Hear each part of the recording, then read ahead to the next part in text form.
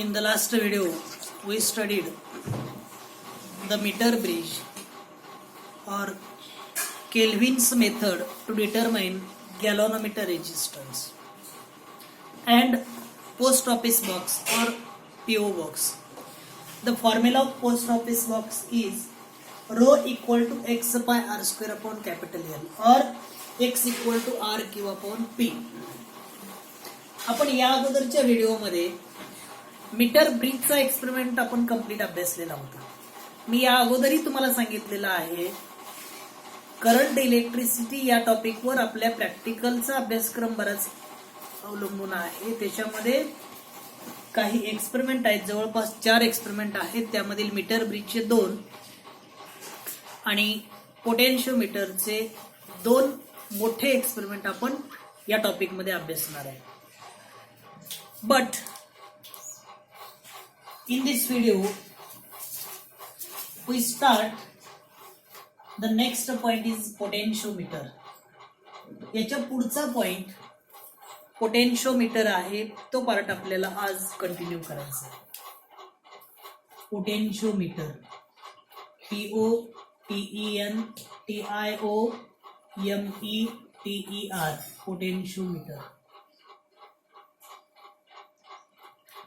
आपल्याला पोटेन्शियोमीटर म्हणजे काय याच्या संबंधित माहिती नाही. आपण व्होल्ट मीटर वापरतो, पोटेन्शियल डिफरन्स काढायचा आहे.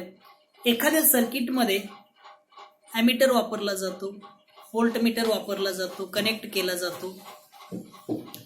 ॲमीटरच्या सहाय्यानं आपण किंवा मिलीॲमीटरच्या सहाय्यानं, मायक्रोॲमीटरच्या सहाय्यानं आपण करंट मोजतो. त्याचप्रमाणे मिली व्होल्ट, मायक्रो व्होल्ट किंवा व्होल्टेज मोजण्यासाठी, पोटेन्शियल डिफरन्स मोजण्यासाठी, व्होल्टेज म्हणजेच पोटेन्शियल डिफरन्स असतो आणि तो पोटेन्शियल डिफरन्स मोजण्यासाठी आपण व्होल्ट मीटरचा वापर करत असतो.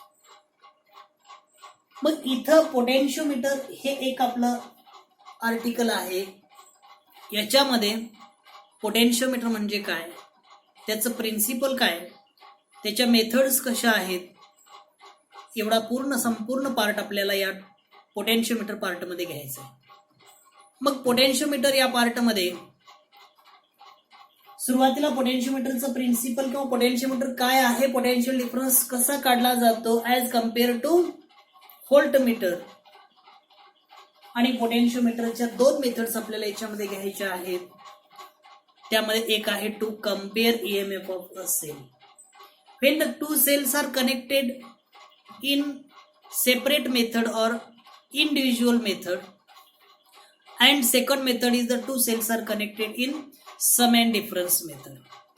या 2 मेथड्स ही या पोटेन्शियोमीटर मध्ये आपल्याला एक्सपेरिमेंट करायचं आहे. त्याची प्रोसिजर शिकायची आहे, त्याचं कनेक्शन कसं आहे, सर्किट डायग्राम कशी आहे, त्यानंतर त्या सर्किट डायग्रामचं कन्स्ट्रक्शन, त्याचं वर्किंग कसं आहे, कशा पद्धतीनं प्रॅक्टिकल करायचं आहे आणि त्याच्यामध्ये पोटेन्शियल डिफरन्स आपण त्या वायरचा किती आहे ते काढू शकतो. त्यानंतर to determine the internal resistance of a cell. The internal resistance of a cell can be determined by using the potentiometer. पोटेन्शियोमीटरच्या सहाय्यानं रेजिस्टन्स मध्ये किंवा सेलमध्ये असलेला जो रेजिस्टन्स आहे, कमीत कमी रेजिस्टन्स असतो, लहान रेजिस्टन्स असतोय, त्याला आपण इंटरनल रेजिस्टन्स असं म्हणतो. तो इंटरनल रेजिस्टन्स आपल्याला काढायचा आहे. हा एवढा पूर्ण पार्ट या पोटेन्शियोमीटर या पॉइंटमध्ये इथं आपल्याला अभ्यासायचा आहे. त्यामुळं पोटेन्शियोमीटर काय आहे किंवा व्होल्ट मीटर काय आहे, या दोन्ही कन्सेप्ट आपल्याला माहीत असल्या पाहिजेत. Volt meter is a device which is used to measure the potential difference. Volt meter कशासाठी वापरायचं आहे? Volt meter it is used to measure potential difference or PD लिहितोय मी. व्होल्ट मीटरचा वापर हा पोटेन्शियल डिफरन्स काढण्यासाठी केला जातो. म्हणून इथं volt meter is used to measure the potential difference.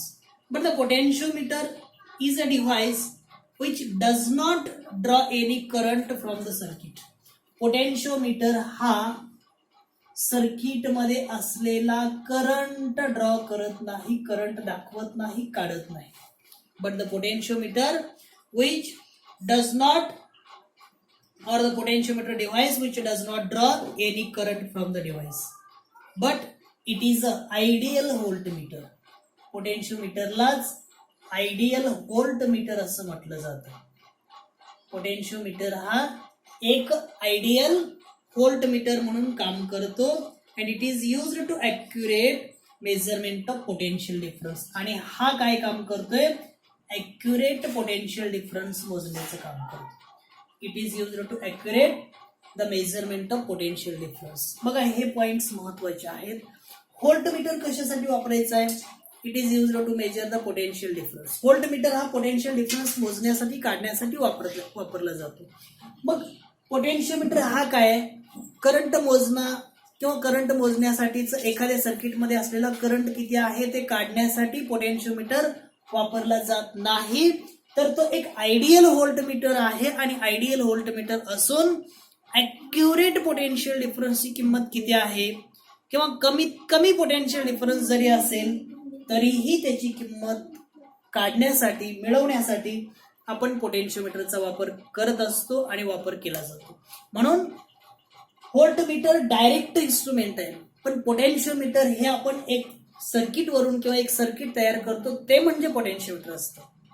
म्हणून इथं व्होल्टमीटर हा एक आयडियल पोटेन्शियोमीटर हा एक आयडियल व्होल्टमीटर आहे आणि तो ॲक्युरेट पोटेन्शियल डिफरन्स मोजण्याचं काम करतोय. म्हणून इथं मी लिहितोय it is used to measure the accurate potential difference or it is used to measure very small potential difference. किंवा हा अतिशय स्मॉल पोटेन्शियल डिफरन्स कमी पोटेन्शियल डिफरन्स काढण्यासाठीही याचा वापर केला जातो. या सगळ्या किमती आपल्याला याच्यामध्ये मिळत असतं.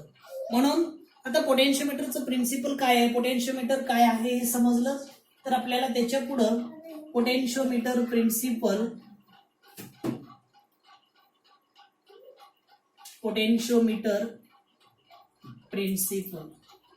पोटेन्शियोमीटरचं एक प्रिन्सिपल आहे आणि ते पोटेन्शियोमीटरचं प्रिन्सिपल आपल्याला काढायचं आहे, मोजायचं आहे किंवा पोटेन्शियोमीटरचं प्रिन्सिपल काय आहे हे समजलं पाहिजे.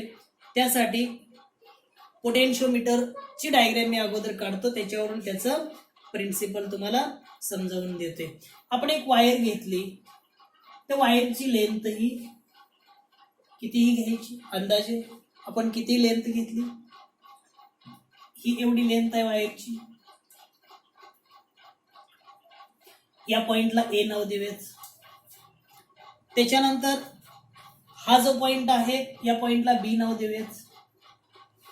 ए आणि बी ही एवढी वायर आहे. त्या वायर पासून आपण एक इथं सेल जोडला, त्यालाच आपण ईएमएफ म्हणतो, ई नाव देऊयात. इथं एक रेजिस्टर घ्यायचा आहे, तो म्हणजे इथं मी स्मॉल आर लिहितो. रेजिस्टर जो आहे तो स्मॉल आर. आणि इथं हा एक सी पॉइंट घेतला. टोटल ए बी ही जी लेंथ आहे ती लेंथ म्हणजे capital L. Length of the wire is capital L. Total पूर्ण वायरची लेंथ म्हणजे कॅपिटल एल आहे. आणि एसी ही जी लेंथ आहे ती म्हणजे स्मॉल एल.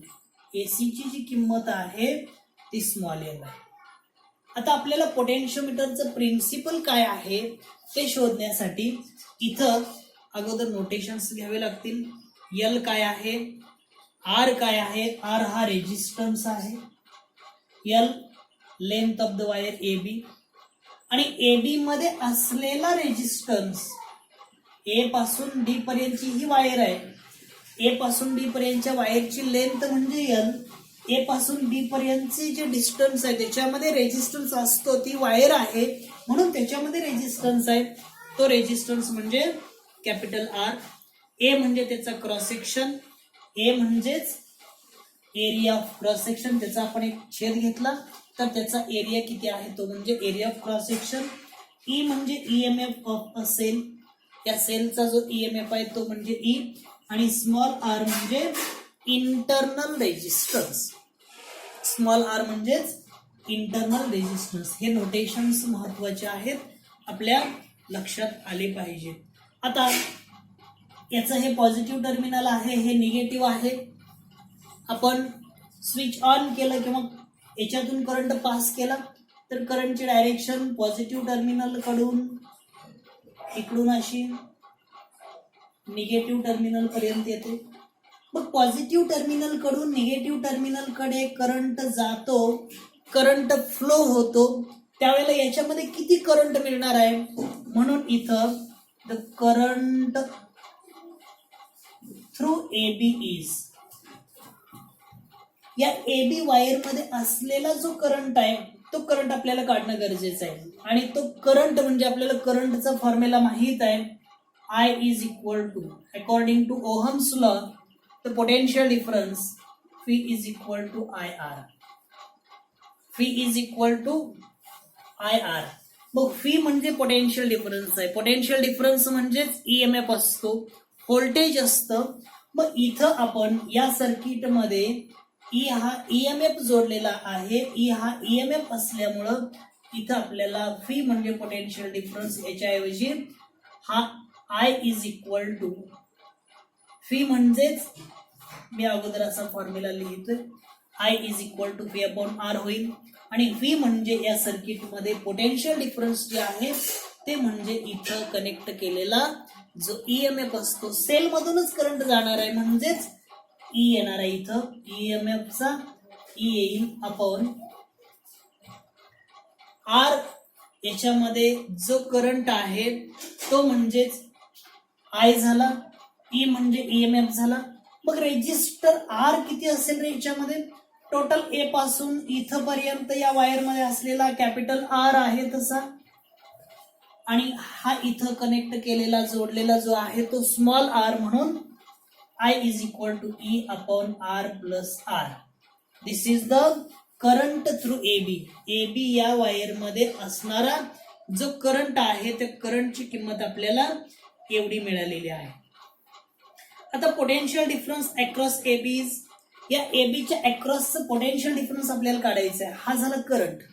मग पुढं पोटेन्शियल डिफरन्स मी शॉर्ट लिहितो, potential difference across AB is, या एबीच्या अक्रॉसचं पोटेन्शियल डिफरन्स काढायचं आहे. एबीच्या अक्रॉसचं पोटेन्शियल डिफरन्स काढण्यासाठी phi हा फॉर्म्युला आपण वापरतो आणि V is equal to IR हा फॉर्म्युला असतो, म्हणून इथं V is equal to I into R. This is the formula of potentiometer और पोटेन्शियल डिफरन्स अक्रॉस AB. एबीच्या अक्रॉसचं potential difference V equal to IR. आता इथं I ची किंमत phi एबीच्या अक्रॉसचा आहे, त्यामुळे याच्या पायथ्याला इथं AB लिहिलं तरी चालेल. Therefore phi AB is equal to I हा फॉर्म्युला आहे, म्हणजेच E upon capital R plus small r into R. बघा लक्षात येते का, phi AB चा फॉर्म्युला आपण लिहिला, phi AB is equal to E upon capital R plus R into R. समजते? ठीक आहे. आता इथं V AB is equal to E upon R plus R into R आहे, पण आपण याला L न डिवाइड केलं, कारण पोटेन्शियल डिफरन्स किंवा voltage per unit its length is called potential gradient, किंवा इथं पोटेन्शियल ग्रेडियंट कशाला म्हटलं जातं त्याची डेफिनेशन आपल्याला माहित असावी, तीही आपल्याला इथं वापरात आणायची, म्हणून याला L न डिवाइड केलं. phi AB upon length is equal to ER upon L in bracket capital R plus small r. phi AB upon L. phi AB means potential difference or voltage. L is the length of the wire. phi AB upon L म्हणजेच potential difference per unit length of the wire is known as potential gradient. Potential gradient. Potential gradient कशाला म्हटलं जातं, phi AB upon L म्हणजेच potential gradient असतो. मग इथं definition potential ग्रेडियंटची आपल्याला करता येते, the potential difference per unit length of the wire is non as potential difference, sorry potential gradient. and it is known as phi AB upon L is equal to E into capital R upon L in bracket capital R plus small r. इथपर्यंतचा आपण potential ग्रेडियंटचा formula घेतलेला आहे. आता याच्या पुढं total A पासून बी पर्यंतची जी wire आहे त्याची लेंथ म्हणजे कॅपिटल एल आहे. आपण एक तुकडा घेतला, सी हा पॉइंट इथं घेतला, ए पासून सी पर्यंत हे जे डिस्टन्स आहे ते आपण स्मॉल एल घेतले. इथून इथपर्यंत हे डिस्टन्स टोटल वायरची लेंथ. आता मी इथे एक वायर काढतो, इथून इथपर्यंत ही वायर आहे त्याची लेंथ टोटल कॅपिटल एल आहे, ए पासून बी पर्यंत. मला याच्यातला एक तुकडा घ्यायचा, एक भाग घ्यायचा आहे, म्हणजे हा एवढाच भाग आपण घेतला तर तो एसी होईल. मग एसी ची लेंथ ही स्मॉल एल घेतली. मग आपल्याला याच्यावरून पोटेन्शियल डिफरन्स काढण्यासाठी सी हा वायरवरचा एक पॉइंट घेतला तर potential difference between AC is K into L घ्यावं लागेल. Potential difference between AC is, मी थोडस इथलं पुसतोय,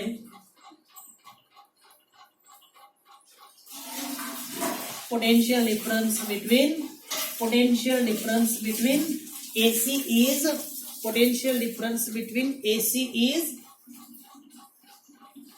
phi AC is equal to कशातला पोटेन्शियल डिफरन्स आहे, एसी मधला आहे. मग या एसी मधला पोटेन्शियल डिफरन्स काढायचा आहे म्हणजे phi AC is equal to K into L, where K is the constant of proportionality and L is the length of the wire. From this we can write the potential difference across AC is directly proportional to length of the wire. आपण याच्यावरून potential difference AC चा potential difference किंवा AC एवढ्या लांबीचा potential difference हा त्या L शी directly proportionality मध्ये असतो असं आपण लिहू शकतो किंवा आपल्याला लिहिता येतं. म्हणून इथं या पोटेन्शियोमीटरचं प्रिन्सिपल आपल्याला लक्षात येईल. The potential difference between any two points of the wire, the potential difference between any two points of the wire is directly proportional to length of the wire. साधं सोपं प्रिन्सिपल आहे. हे स्टेटमेंट आपल्याला या फॉर्म्युल्यावर लक्षात ठेवायचं. काय परत एकदा बघा, the potential difference phi AC म्हणजे पोटेन्शियल डिफरन्स किंवा phi is directly proportional to length of the wire असं लिहिलं तरीही त्याचं प्रिन्सिपल असेल. The potential difference between two points of the wire, दोन पॉइंट मध्ये असलेल्या वायरचं पोटेन्शियल डिफरन्स हे त्याच्या लेंथशी डायरेक्टली प्रपोर्शनॅलिटी मध्ये असतं. त्यामुळं the potential difference between any two points of the wire is directly proportional to its length of the wire. एवढं साधं सोपं याचं स्टेटमेंट आहे. पण त्याच्या पुढे आपल्याला then it's a area of cross section, current and temperature that are constant. त्यावेळेला त्याचा एरिया ऑफ क्रॉस सेक्शन सारखा असला पाहिजे, त्याचं टेम्परेचर सारखं असलं पाहिजे आणि त्याच्यामधून पास होणारा करंट सारखा असावा. ते बाकीचं राहिलं तरी चालेल, पण इथं प्रिन्सिपल मध्ये the potential difference between any two points of the wire is directly proportional to length of the wire. Then therefore it's a uniform cross section, or provided the wire of uniform cross section the current through the wire is same and temperature of the wire remains constant. अशा पद्धतीनं इथपर्यंतचा जो part आहे तो म्हणजे पोटेन्शियोमीटरचा part आहे. म्हणजे potentiometer मध्ये सर्वात महत्वाचं phi directly proportional to L और phi is equal to K into L हा जो पार्ट आहे तो आपल्याला खूप महत्वाचा आहे आणि हा पार्ट आपल्याला पुढे वापरायचा आहे. पोटेन्शियोमीटरचं प्रिन्सिपल, पोटेन्शियोमीटरचं आर्टिकल हे आपण पुढच्या पॉइंटमध्ये वापरणार आहे आणि याच्या युजेस मध्ये आपण यूज ऑफ पोटेन्शियोमीटर हा पुढचा पार्ट घेऊया. याच्या पुढं use of potentiometer.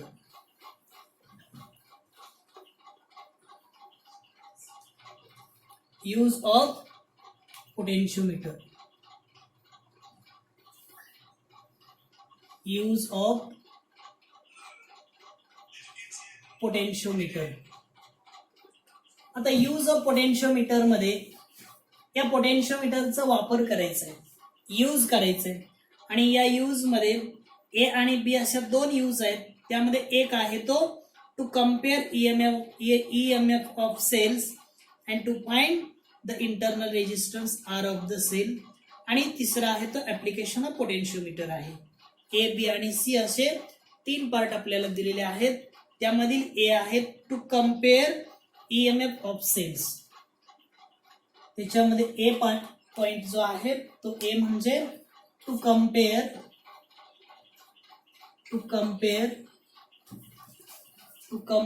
EMF of cells, to compare COMPARE, to compare EMF of two cells. Cell मध्ये असलेला EMF कम्पेअर करण्यासाठी या पोटेन्शियोमीटरचा वापर करायचा आहे. आता EMF म्हणजेच electromotive force, the amount of work done in taking unit charge from that point to infinity, that is called as electromotive force. Electromotive force म्हणजे आपल्या किंवा सेल मध्ये जो EMF आहे, जे व्होल्टेज आहे, जे पोटेन्शियल डिफरन्स आहे, त्यालाच आपण EMF असं म्हणतो. म्हणून EMF म्हणजे काय? Electromotive force. आता इथं पोटेन्शियोमीटरचं स्टेटमेंट काय आहे? Potential difference between 2 points of the wire is directly proportional to its length of the wire. इथं स्मॉल एल लिहितोय मी. V is directly proportional to N. हा फॉर्म्युला इथं वापरायचा. मग याच्या युजेस मध्ये पहिला यूज आहे to compare EMF of cells. आपल्याला दोन सेल दिले जातील. एक आहे तो E1 असेल आणि दुसरा सेल आहे तो E2 असेल. E1 आणि E2 असे दोन सेल दिले जातील. त्या दोन्ही सेल्स कम्पेअर करायचे आहेत. म्हणजे त्याच्यामध्ये किती EMF आहे. समजा तुम्हाला एक नवीन सेल दिला. आपण ज्या सेल वापरतोय, बॅटरीमध्ये वापरतो, रेडिओमध्ये वापरतोय, त्या सेल्स आपण विचारात घेतल्या किंवा रिमोटमध्ये वापरतोय. मग त्या सेल मधील एक सेल हा नवीन, आपण ज्या वेळेला फुल चार्जिंग असतं त्यावेळेचा सेल घेतला आणि दुसरा हा चार्जिंग डाऊनचा असेल किंवा काही दिवस वापरात आणलेला, त्याच्यामधलं चार्जिंग कमी झालेला आपण सेल घेतला. असे दोन सेल घेतले आणि त्या दोन्ही सेल आपण आपल्या एक्सपेरिमेंटमध्ये घेतल्या आणि त्याच्यावरून आपण एक्सपेरिमेंट तयार करतोय. मग या एक्सपेरिमेंटमध्ये E1 नवीन आहे. नवीन सेलचं पोटेन्शियल डिफरन्स हे 1.5 व्होल्ट असतं. पण E2 हा जर आपण वापरात आणलेला सेल असेल, वापरात आणलेला म्हणजे काही दिवस वापरला, मग चार्जिंग त्याच्यातलं कमी झालं.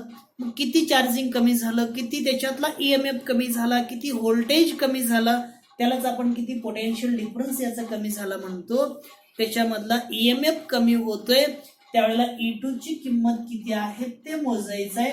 याच्या तुलनेमध्ये याची EMF ची किंमत किती आहे ते कम्पेअर करायचं आहे. म्हणून to compare EMF of two cells हा एक्सपेरिमेंट आपल्याला इथं घ्यायचा आहे आणि त्याचं पूर्ण डिस्कशन इथं घ्यायचं आहे. आता आपण त्याचे डायग्राम काढूयात.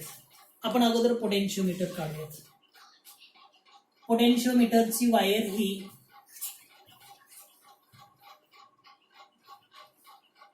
अशा प्रमाणे असते. एका वुडन बोर्ड वरती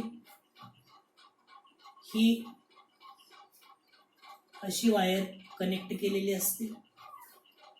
हे इथून इथपर्यंतचं जे डिस्टन्स असतं ते 1 मीटर असतं आणि इकडं परत 1 मीटर, 2 झालं, परत इकडं 3 आणि इथपर्यंत परत आपण आलो का पोटेन्शियोमीटरची टोटल जी वायर आहे ती 4 मीटर लांबीची झाली. 4 मीटर लांबीची ही वायर आपण इथं घेतो आणि याला या ठिकाणी इथं आपण 4 मीटर लांबीची वायर घेतल्यानंतर इथं याला मगाशी जे जोडलेलं होतं EMF होता, रेजिस्टन्स होता, तशा प्रमाणे इथंही आपल्याला तशीच डायग्राम कंप्लीट करायची. इथं आपण एक सेल जोडला, सेलला एक की जोडायची आहे.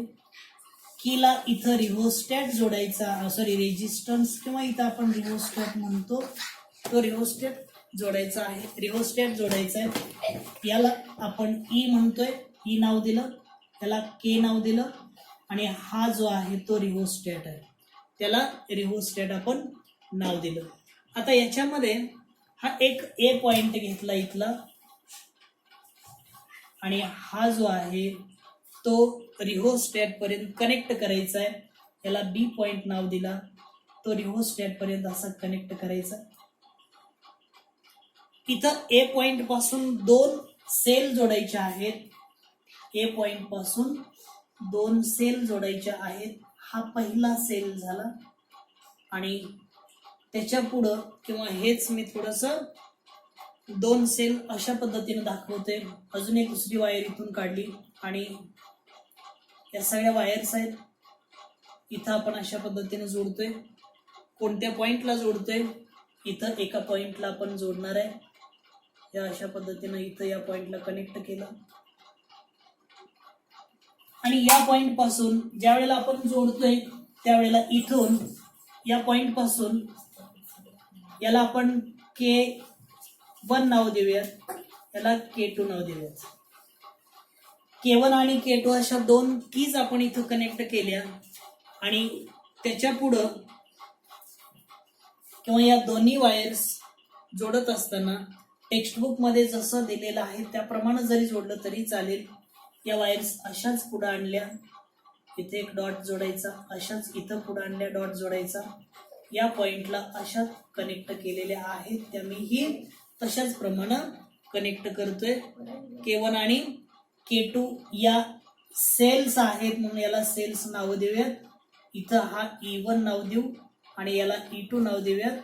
K1 K2 या की इथं आणि इथं जोडूयात. टेक्स्टबुक मध्ये जसं सर्किट डायग्राम किंवा जसं दिलेलं आहे तशा प्रमाणे आपण इथं पूर्ण कंप्लीट करूयात. आणि ही जी वायर आहे ही वायर एका गॅल्व्हनोमीटरला जोडायची, आणि गॅल्व्हनोमीटर पासून ती वायर जॉकीला जोडायची आहे, तो म्हणजे जे. एवढं सर्किट डायग्राम किंवा एवढं कनेक्शन आपलं कंप्लीट झाल्यानंतर मग आपण त्याचं कन्स्ट्रक्शन वर्किंग प्रिन्सिपल नुसार करत जाणार आहे. आता परत एकदा मी याच्यामध्ये जे आहे त्याचं नॉमेनक्लेचर अगोदर सांगतोय. EMF और बॅटरी म्हणू आपण त्याला, याला EMF ऑफ सेल किंवा बॅटरी म्हणू. की आहे ही RH रिहोस्टॅट, व्हेरिएबल रेजिस्टर, रेजिस्टरची किंमत बदलण्यासाठीचा पॉइंट हा रिहोस्टॅट आहे. E1 आणि E2 सेल्स आहेत. K1 K2 कीज आहेत.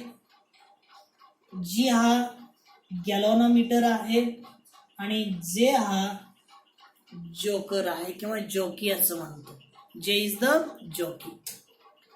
एवढा सगळा पार्ट किंवा ह्या सगळ्यांपासून आपण जे सर्किट तयार केलेलं आहे ते म्हणजे पोटेन्शियोमीटरचं सर्किट आहे, एक्सपेरिमेंट आहे. याच्यामध्ये ए पासून बी पर्यंतची ही 4 मीटर लांबीची वायर आहे, म्हणजे 400 सेंटीमीटर लांबीची ही वायर आहे. आणि या वायरमध्ये ए पासून बी पर्यंत ही वायर कनेक्ट केलेली आहे. ए पासून इथं EMF आहे, की आहे रिहोस्टॅट आहे. बी टर्मिनल याच्या टोकाला इथं जोडलेलं आहे, आणि ए मध्ये 1 पासून 2 वायर्स काढल्या. एक वायर EMF ला जोडली, तो म्हणजेच कम्पेअर करणारे 2 सेल्स, त्यामधील एक आहे E1, दुसरा आहे E2. त्या दोन्ही K1 आणि K2 ला जोडल्या, आणि त्याच्या पुढं हा गॅल्व्हनोमीटरला जोडला. गॅल्व्हनोमीटरची वायर ही जॉकीला जोडलेली आहे. अशा पद्धतीनं हा EMF ऑफ 2 सेल्स याचा हा एक कम्पेअर करण्यासाठीचा एक्सपेरिमेंट आहे. आता याच्यामध्ये काय होते बघा, आपण हा एक्सपेरिमेंट कंप्लीट करूयात. इथं प्रोसिजर काय आहे, to compare EMF of 2 cells. याच्यामध्ये सुरुवातीला इथं E1 आहे आणि त्याच्या पुढे E2 आहे. सर्वात महत्वाचं म्हणजे एकदा E1 मधून करंट पास होऊ द्यायचा आणि एकदा E2 मधून करंट पास होऊ द्यायचा आणि मिळणारी जी किंमत आहे ती आपण मोजायची. Wien the key K1 is close, K1 ही क्लोज केली, when the key K1 is close and K2 is open. K1 close केली, इथं मी या ठिकाणी लिहितोय शॉर्ट मध्ये, लक्ष द्या नीट. वेन की K1 is close, Wien K1 is close, K1 ही की क्लोज केली म्हणजे त्याच्यामधून कनेक्शन पास होऊ लागले. K2 इज ओपन, K2 ही की बंद केली, ओपन ठेवली. मग बघा, ही की बंद केली आपण, क्लोज केली, आणि की K इज क्लोज, ही की क्लोज केली, K2 ओपन ठेवली, K1 क्लोज केली. त्यावेळेला करंट हा या सेलच्या बॅटरीच्या पॉझिटिव्ह पासून या डायरेक्शन मध्ये असा याच्यातून जाईल, इथून. आता इथं हा सेल इथं आहे म्हणजे याच्यातून असं जाणार, इथं गॅल्व्हॅनोमीटर आहे, करंट इकडून इकडे येणार आहे. अशा पद्धतीनं ज्या वेळेला सर्किटमध्ये करंट जातो, फ्लो होतो, त्यावेळी आपल्याला या सेलच्या अक्रॉसचं पोटेन्शियल डिफरन्स मोजता येतं. आणि या सेलच्या अक्रॉसचं पोटेन्शियल डिफरन्स हे या पोटेन्शियोमीटरच्या प्रिन्सिपल नुसार phi directly proportional to L हा जो फॉर्म्युला आहे त्या फॉर्म्युल्यानुसार आपल्याला त्याची किंमत मिळते. आणि ती किंमत म्हणजेच सेल हा E1 आहे, K हा कॉन्स्टंट आहे, त्यामुळं E1 सेलच्या अक्रॉसचं पोटेन्शियल डिफरन्स आपण, हा क्लोज आहे, हा ओपन आहे, इकडून करंट फ्लो होणार नाही, याचा कोणताही संबंध इथं येणार नाही. म्हणजे E1 is equal to K into L1 हा आपल्याला फॉर्म्युला मिळेल according to principle of potentiometer. E1 equal to K into L1 हा फॉर्म्युला मिळाला, त्याला आपण इक्वेशन 1 नाव दिलं. आता सेकंड केस मध्ये E2 क्लोज करायचा, किंवा इथं K2 म्हणू आपण. सेकंड केस मध्ये ही झाली फर्स्ट केस. सेकंड केस मध्ये K2 क्लोज, K क्लोज आहे, K1 ओपन ठेवला, K2 क्लोज केला, K1 ओपन ठेवला म्हणजे याच्यातून करंट जाणार नाही, करंट हा इकडून इकडं असाच पास होईल याच्यामधून. त्यावेळेला सेम याच्या पद्धतीनं जे आपल्याला रीडिंग मिळणार आहे, जी किंमत मिळणार आहे ती म्हणजे याच्या अक्रॉसचं पोटेन्शियल डिफरन्स मिळणार आहे. म्हणून